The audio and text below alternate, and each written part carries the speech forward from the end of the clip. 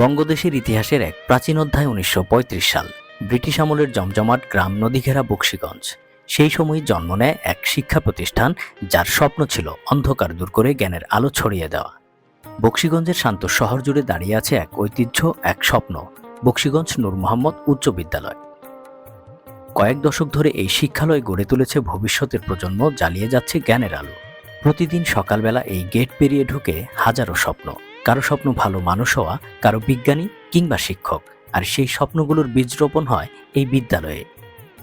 স্কুলের এই উন্নয়নের ধারাবাহিকতায় সম্প্রতি যুক্ত হয়েছে নতুন এক অধ্যায়। বিদ্যালয়ের সৌন্দর্য, গৌরব আর নিরাপত্তার প্রতীক এই নতুন দুটো গেট, যার পেছনে রয়েছে একজন মানুষের নিরলস প্রচেষ্টা, আন্তরিকতা এবং উন্নয়নের প্রতি গভীর ভালোবাসা।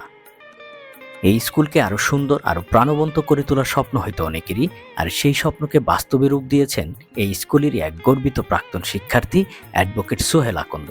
নিজের ভালোবাসা, নিজের কৃতজ্ঞতা আর নিজের অর্থায়নে তিনি তৈরি করেছেন চমৎকার বিশাল এক ফুলের বাগান। যে বাগানের প্রতিটি গাছ যেন বলে, যেখানে শিকড় সেখানে ভালোবাসা। শুধু সৌন্দর্য নয়, এই বাগান শিক্ষার্থীদের মনে জাগিয়েছে নতুন আগ্রহ, পরিবেশের প্রতি দায়িত্ব, প্রকৃতির প্রতি ভালোবাসা। নিজ স্কুলের উন্নয়ন, নিজের শিকড়ের প্রতি এমন ভালোবাসা সত্যি বিরল। অ্যাডভোকেট সোহেল আকন্দ দেখিয়ে দিয়েছেন, উন্নয়ন শুধু অর্থ দিয়ে নয়, মন দিয়ে হয়। আর সেই মন যদি হয় নিজের স্কুলের প্রতি, তবে পরিবর্তন আসবেই। এই বাগান আজ বকশীগঞ্জ নূর মোহাম্মদ উচ্চ বিদ্যালয়ের সৌন্দর্যের নতুন পরিচয়, নতুন প্রজন্মের কাছে এক অনুপ্রেরণার গল্প এবং ভবিষ্যতের জন্য রেখে যাওয়া এক ভালোবাসার স্মৃতি।